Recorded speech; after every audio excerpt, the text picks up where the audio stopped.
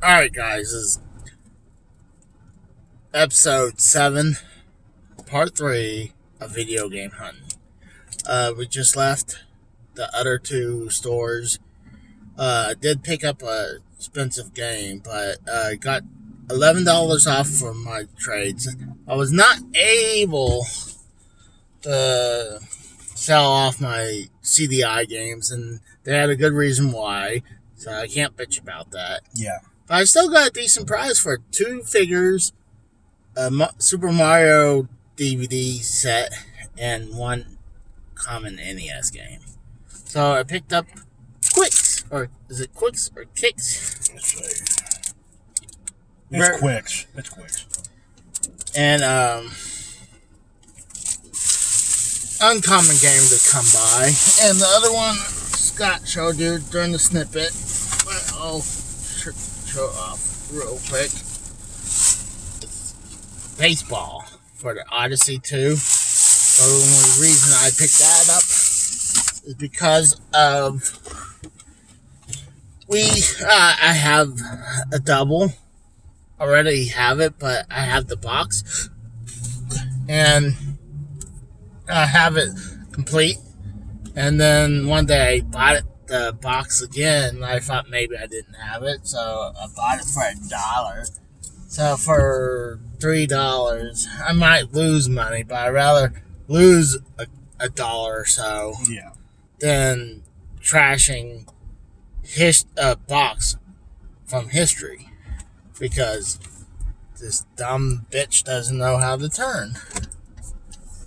But, that's how I was with, I know this is about video games, but that's how I was with Vixen's first album. I'd gotten the tape, and this, of course, this is way back in the 80s. I'd got the tape of Vixen's first album, and then after I got my CD player, I thought, there's a song that I missed, or they added to the CD. Nope, it turned out that I just had forgotten that they had that song already on the tape. Still, I got it in both versions. Actually, I got 3 versions. I've got the single. I've got the single tape, which pretty much has singles of 2 songs on both 2 sides. Then I got the actual tape, and then I got the CD. So it's like I got 3 versions. Well, what sucked is that I was able, not get a buttload of stuff that I wanted. And 2, a lot of times when I go to these places and I feel like it's gold mine because they have a bunch of shit that I don't have that I need, but a lot of times they don't get any new stuff after I picked all the good shit. So and you forget they also buy it. They've got so much quantity of one particular game that it's like it's not as rare as they hoped. And I made the comment of all the games that I saw in this last place that they hadn't redone was Galaga 13, which I had back in the NES days. I had that and the Moffat Conspiracy, and to me, those. I don't know so much about the first one, but I know at least the second one, the Moffat Conspiracy. That one alone would be great to have re-released. Is it fun? Oh yeah, it was. It was real fun. I believe I got it. I believe I got it. Yeah, I think I saw. I don't know if I saw. I don't remember if I saw you had. I'm pretty Moffat. sure. I don't remember if I saw whether you had Moffat, but I did notice you had the first Galaga, and that is definitely a game that I wish one of the video game. You know what I think I might do actually? When I get home, I may just have to find one, maybe Rockstar or one of the other ones. Hey, do you think you'd look into seeing redoing any of the Galaga 13 games? That would be kind of cool. Well, and we were talking about our local game store in our town. It's hard It's easy for them because it's a more major town. Yeah. While Bartlesville, they don't get a lot of stuff coming. I lived in Bartlesville for 4 years between 82 and 86. And then after, then just for a smidge in around 88 for moving to North Carolina. And I can honestly say Bartlesville is a retirement town. It's just, I have no problem with the town. It's just they're not a major. No, they're not a major hub. Which It's Tulsa, not a major city. yeah, it's not a major city like Tulsa is. So But it's just- now we're gonna head towards Claremore. Claremore is not a good place. It's kind of lately the same thing. I actually recently, I don't know if you knew, I've been eyeballing a game at a was it FTW Games store. They had Donkey Kong Junior Math. It was expensive. Junior Meth, Donkey Kong Junior Meth, man, that sounds like a GTA game, more like a. No, I know what you're talking about. But I've been eyeing that for a while, and then I believe I brought in some trades to knock down that price, so I got it recently. But they really hadn't. Meth for juniors. They just really hadn't had anything out, both FTW and Game Exchange. What sucks is that I already tried both before selling these CDI games to both stores, and they wouldn't take them. Or at least I think I had one copy of something. Now I got 2 other copies of something else. I mean, Yeah, those CDI games, I think that was like a knockoff, and people are just. They're. It was like a novelty thing. it is a novelty thing. The thing You're is, most, like the guy said, that there's the chances of selling on eBay maybe few and far between. So well, because I'm the guy who buys them. yeah, But it's just like I told him, the reason I have doubles of these is because I do buy them in lots. Well, I didn't tell him that, but I do buy these in lots, and they happen to come in there, and I would keep the ones that I don't have and sell the doubles. But it is harder to sell them. But our local game store has been buying my CDI stuff because they'll get some more rare stuff. I mean, shoot, I think I'm not 100% sure, but I believe I've seen him have Little Samson there, and that's an extremely pricey game, uncommon game. If you still lived up in Pennsylvania, you might have been able to sell them at Definitely. that yard sale thing you were telling me about. No, there's a game store in Philadelphia. Okay. It's called the Classic Game Junkie. Easily. I would not have a problem. They would take them. I would not have a problem. And I wouldn't even have to look around to say, hey, I have doubles, because usually they get stuff because it's Philadelphia. It's a big town. Yeah, that's a hub. And,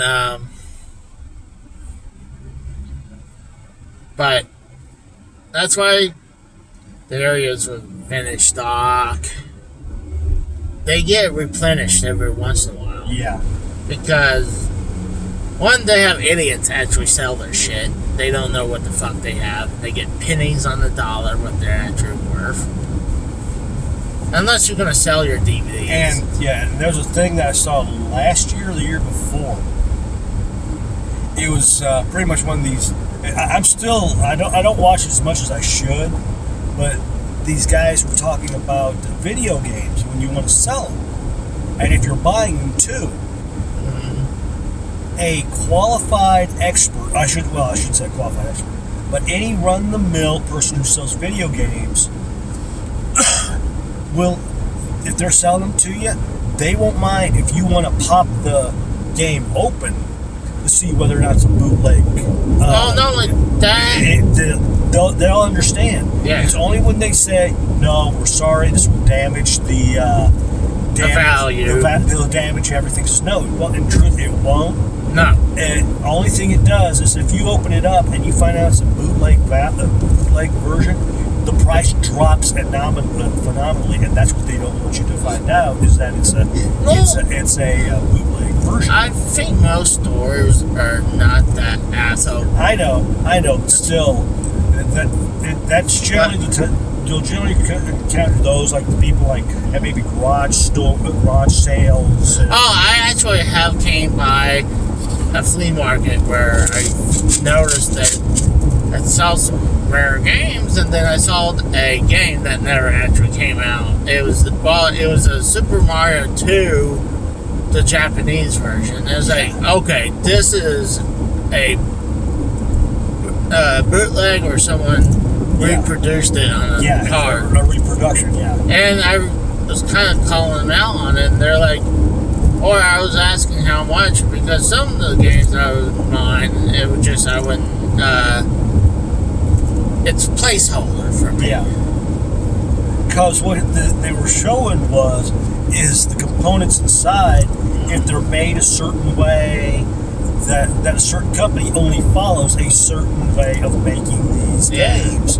And if it's not followed by that particular little production value, then you know full well it's not the genuine art. Well, if you see wiring inside an NES cart, a Super Nintendo, a Genesis, 64, anything with cartridge, then that screams fake.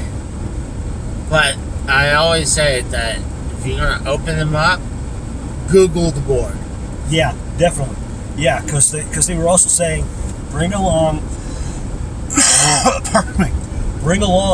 those special type of screwdrivers, because a lot of times the genuine items will have certain types of screws. And if they don't have those certain types of screws, that's also a big red flag. Well, true, but they're also, you could use different screws from the other NES cards, so, I mean, and that honestly wouldn't hurt the value. This is what I always suggest to look for. Look at the label. If the label... That's one thing they said. If the label looks flat, immediately that's fake. Yeah. Because they're supposed to look a little bit glossy.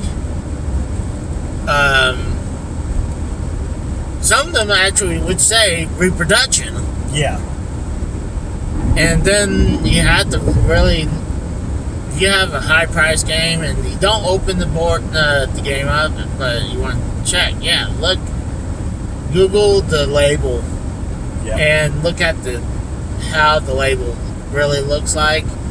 Yeah. And sometimes they'll just take the box art and put it on the cartridge. And that's the problem. A lot of times the box art is different. I mean, the cartridge art is different than the box art. Yeah. But, and then there's some things, they would have plastic screws. That's fake. Particularly if you open it up, take a good look at the motherboard. These people were saying take a good look at that little... that's the best way I can describe the little mother or computer board, because if there's certain ways that they're soldered, or there's like this, that little bubble, I forget what they call it. The bubble top. Yeah, that little bubble thing on it. A lot of them have them, and a lot of them don't. I was about to contradict it, but you corrected yourself. Yeah. Right? Because there's certain games, usually Nintendo doesn't do the bubble top. Yeah. But there's certain, like, when they re-release games, if they have like Super Mario Brothers or something like that, and you see the bubble top, that doesn't immediately mean it's fake. You just gotta Google it. There might be different versions of the boards, so always highly suggest the best way is opening up. And if they, and like we said, if they're very reluctant about you opening it, that's when you say thank you, goodbye. Exactly. But Because any any person salt of their of the world, and who knows video games will know that if you open these up, it's not going to damage you. no. No, because come on, they're just regular standing. Think about it. The way they make the cartridges, is similar to the way they make the freestanding video games, which you see in arcades. All it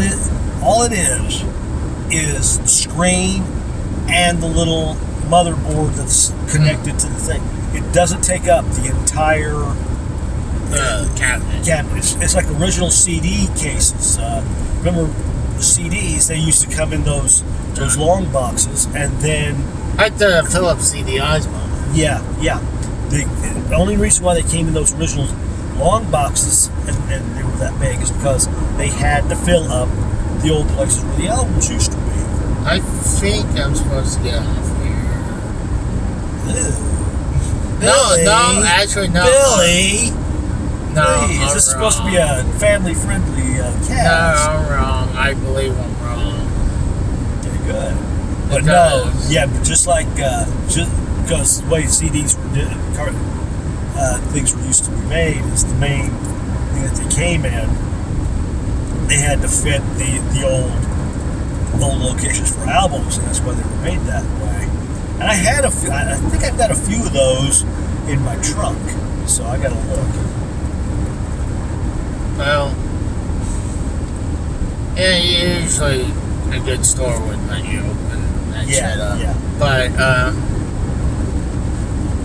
yeah, I mean, it just sucks a lot of times that when I find a place that, like, I see a bunch of games that I don't have, I'm like, oh my god, I get a huge boner for it. And then I usually pick off the games over time, and then what sucks is that they don't get replenished them. Because a lot of times when you go to these spots, they've got such an abundance of a certain game that, of course, they're not going to give you the value of it because they've got such a quantity. Now, if they had a low quantity, then there's a bigger demand for it, so they'd give you, let's say, $10 for a $2 game. But, Oh, yeah. Yeah, I know. I'm just using that as an inference. But yet, if they got a high quantity of it, you're lucky to get 50 cents half the time for the same thing. Or if they know you're a good customer, Yeah, they're willing yeah, to work with you a little bit. Yeah. And if you be straight up honest, and like I always tell them, I'll tell them these are commons. I'm not expecting the world. Like when I brought in the CDI games in the last store, told them, hey, ready to get your mind blown, and I showed them some CDI games. And after the shop wore off, I was like, okay, these are actually the commons. And they looked up, and it's like they're like $5 to $10 a piece. I'm like, yeah. So to them, it's just not worth because they're not going to get their money. It wouldn't pay. They'd be actually losing money if they took them. Exactly. Well, unless they package it Yeah. and sell them on eBay, you might be able to get something. But in general, a lot of the games they get, it's like, oh, they've played the game, they beat the game, and the people they feel, I don't need it anymore, so I'm going to use it as a trade-in, or I'm going to use it for store credit. So usually I do that for sports games, like even wrestling games. It's like, alright, when I get the new one, I'll try to turn this one in before the value just plummets completely. yeah, But to me, after my wife passed, I really had no desire to get Madden. Because she was the one who always played Madden. Yeah. And I play it every once in a while, but the few years before she passed, I was getting out of it because I was honestly not into. I was losing my passion for football because I honestly feel that football became a pussy sport lately. I mean, I'm not saying, hey... I know what you're saying, yeah. Like, I'm not saying, oh, I don't want them to be safe. I'm talking about now, like... They're going woke. Yeah, when you go for... you get a touchdown, instead of putting at the 2-yard line for an extra point, they're like, it's obvious that you're going to go for one or the other. Because if you're going to go for the 2-point conversion, you're at the 2-yard line. But if you're going to go for the extra point, you're like, I don't know, 25 yards back. Yeah. Or 15 yards back. So I'm like, because it's safe for the field goal kicker.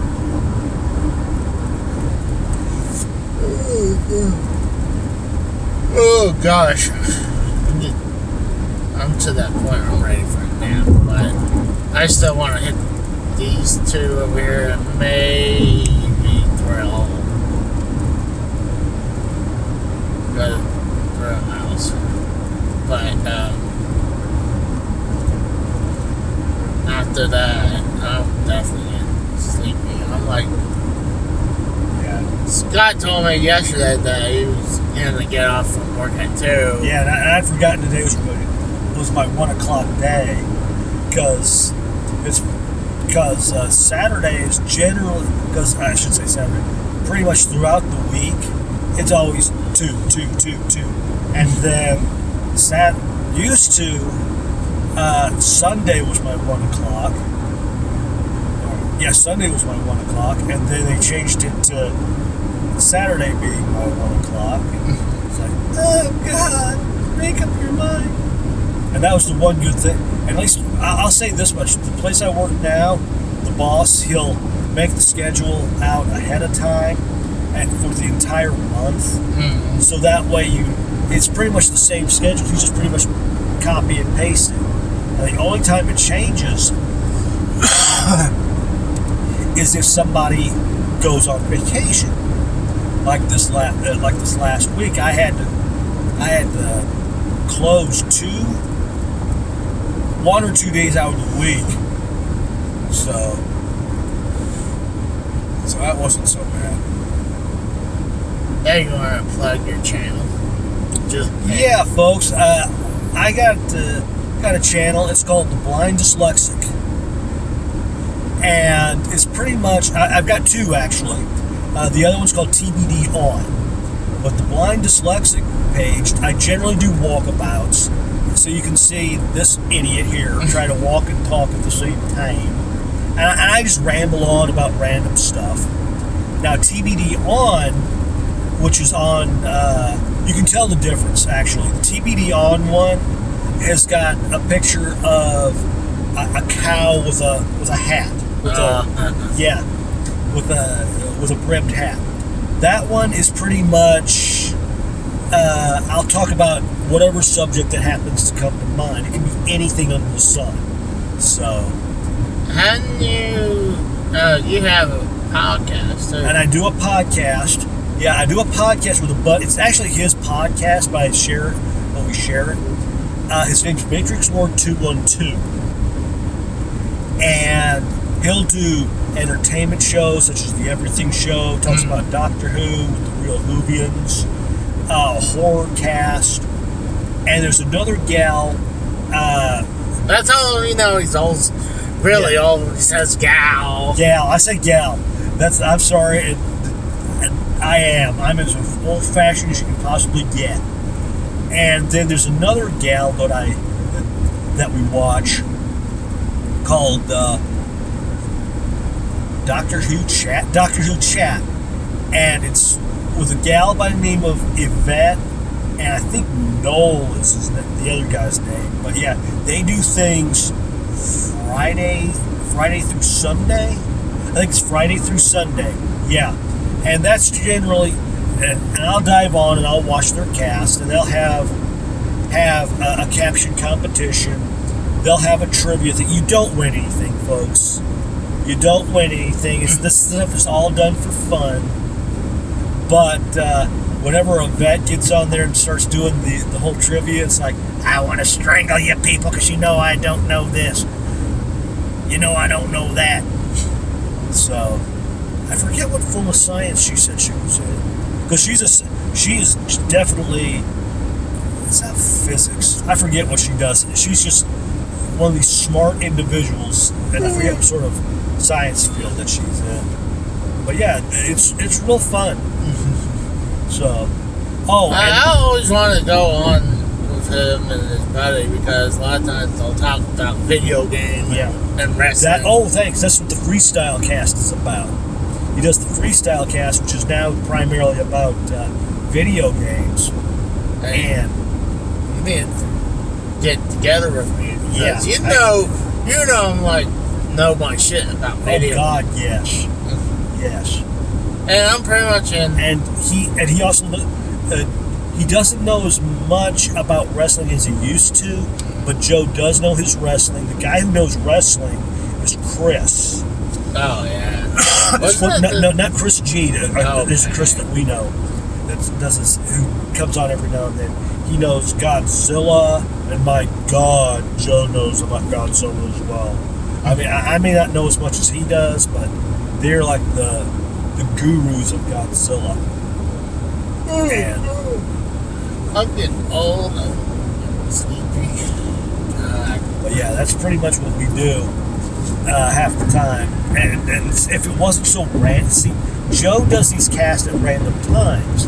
It's not a set schedule. We're like, oh, I'm going to do this on this day or this day. And he says, he'll text me, go, you want to do such and such casts? I'm like, yeah, okay. I'm going to suggest you and your people. I'm part of this community. One of the top guys, his name is Joe Cronin. Yeah. He does wrestling and video. He's mostly about wrestling, and then he does news reports. He does video games all the time. And then the other guys I talk to all the time, his name's Ken from the Foul Mouth Network. Awesome guy, too. I was trying, I think that was the second guy. I think I was trying to find his show one time on YouTube, and I couldn't remember the name exactly. Yeah. So. And then also the show I'm on, Derailed all the time. I try to have you watch it because that's where I'm always on Sunday. I asked a couple of my buddies I do the podcast with, and I was saying, how do you, you guys, girlfriends and wives, how do they take it? And it's kind of like the same thing with my girlfriend. They don't like it because they want you to spend more time with them. Damn those girlfriends. Damn them. That's just a waste of money. See, the thing and is, I wonder why Scott doesn't have a girlfriend. The thing is, during the weekdays, I always say I'm more available. I mean, on the evenings. And she doesn't like it when I do Sunday nights, but it's kind of like the main show I do. And then if she's not around or she's laying in bed, I'll try to go on Joe Cronin's show. And I suggest you watch Joe. He's just an awesome guy. He's funny as hell. I'll do what I always do to remind myself. I will send myself a text. I know that sounds stupid, but at least there's a buddy of mine at I was going to say Sears, but that's no more. But the current job I've got, they said to watch this movie called Tall Man. Tall Man. The Tall Man. Basically, it's about this town whose kids have been disappearing.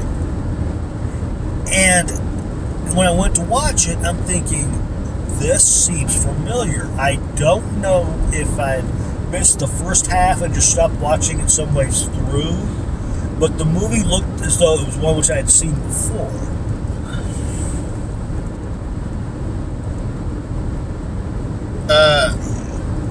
He was the guy he was talking about. His name is Chris G.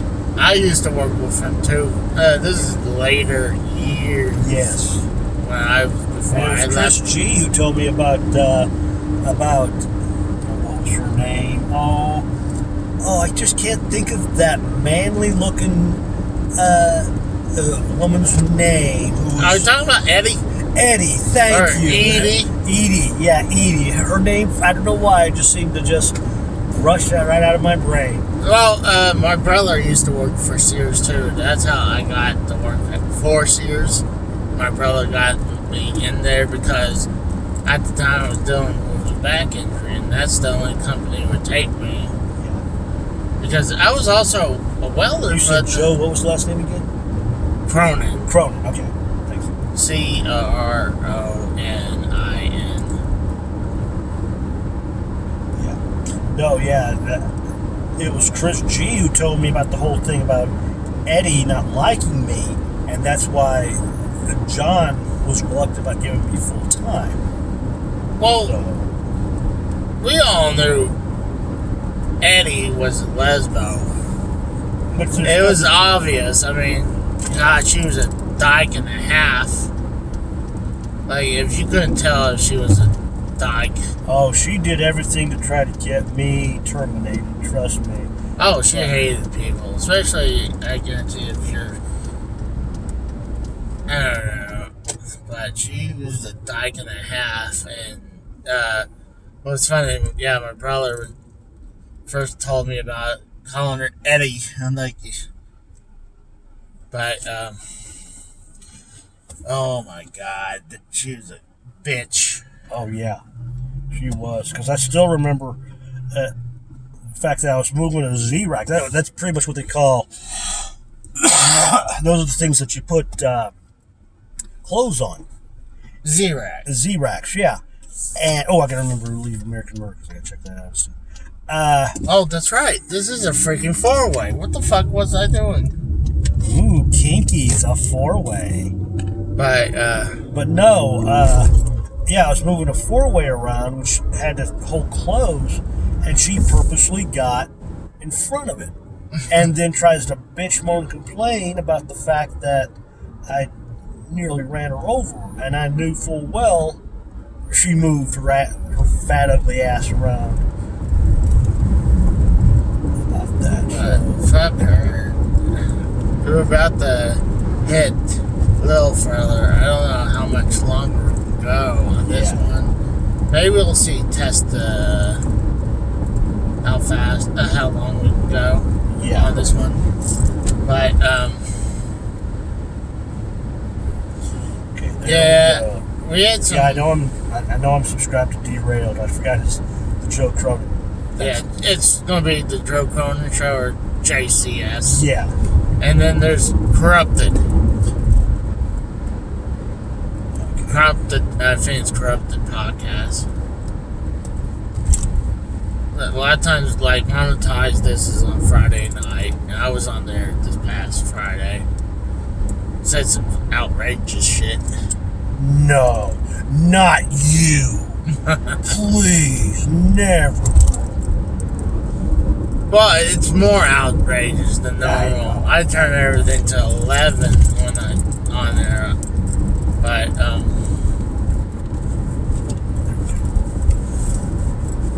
yeah, actually, I think I'm going to take a break. We're heading to Claremore. Really, we do have... I know I'm having a headache. I know I need to get food soon. I had a few Sears stories, but, Before I turn this one off, I do remember the story I was going to talk about.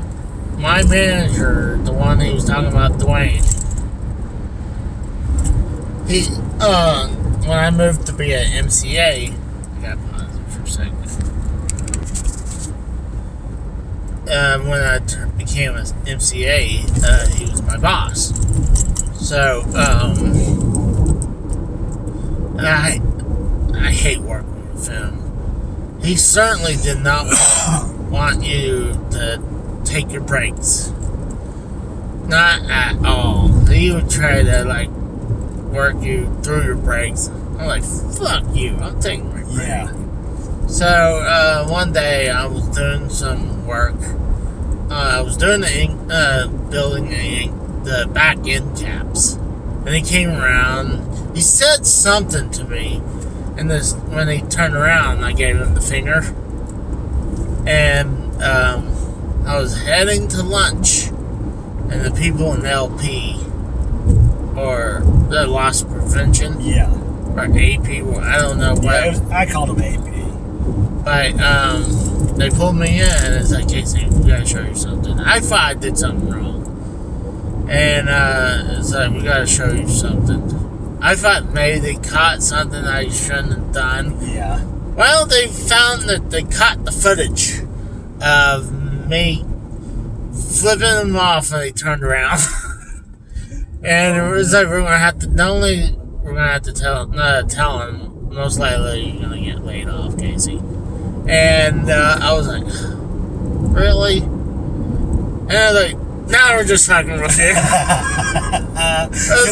They were pretty good, I have to say. Yeah, they had me going. I was like, you motherfuckers, you got me. I was like, because technically, I guess you call that being, but it's being disrespective, but yeah, you could if you knew Dwayne, you could understand why a lot of people, supporting it.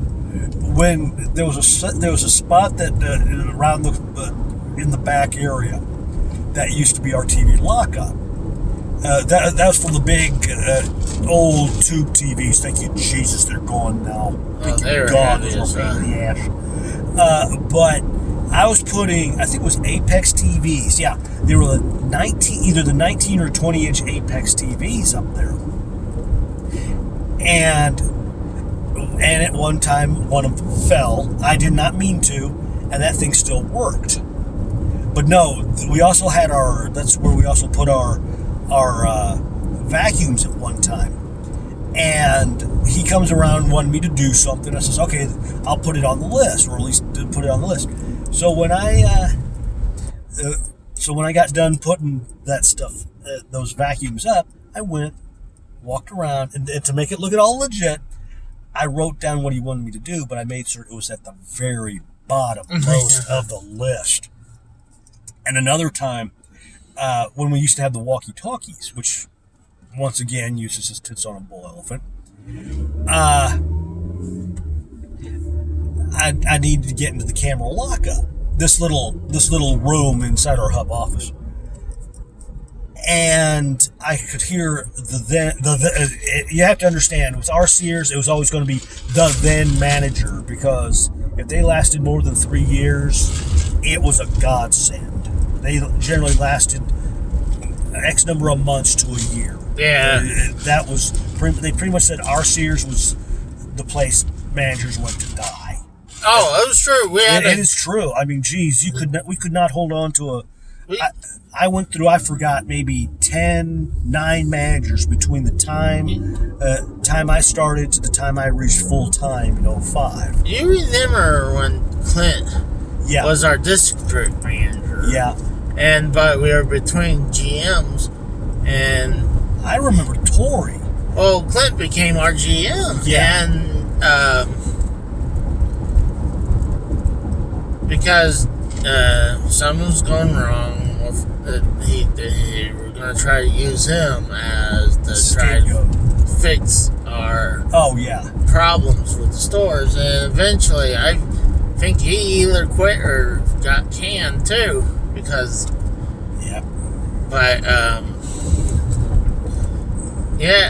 thing is, freaking Dwayne, he was there forever. Yeah. Did he die working for Sears, or did he leave? Dwayne. Dwayne, when they were restructuring the Sears and the departments, they said that they gave a lot of people, a lot of the managers, options. You could either take your severance, or you could reapply. He opted for the severance. He then went on to Werner and worked for them. I forget how long. And then he eventually passed away due to a fire. I forget if. Oh, that's right. I was going to ask you, how did he pass? I forget if it was smoke inhalation or what. But no, the whole deal with Dwayne was. No, stop that making these. I wanted that frappe. Oh, okay. But no, I heard the then manager at the time call over the radio, says, "Hey, Dwayne, can you grab that? I'm caught upstairs." And I sat there, and I should have allowed it to roll over, but I didn't. I grabbed it. I shut it off. I forget, at the 3-minute mark, a little bit after the 3-minute or 4-minute mark, and of course, Dwayne comes bumbling in there. I can't find the right key. I'm thinking, thank God I stopped the timer when I did, you dipshit. Yeah, he looked like the human version of Humpty Dumpty. Like the real life Humpty Dumpty. If Humpty Dumpty was alive. Yeah. A real person. Something else I was going to say, and I don't remember what it is. I mean, we could pretty much go on and on about Sears. Especially, I was there for 6 years. Scott, how long were you? If they had stayed open until June or July. It'd be 18? No, it would have been. I started in 02. Yeah, I started just before you. Yeah, I started in June or July of 02, and they closed down around January 18th of last year. So 16 years? About 17 years. You want anything?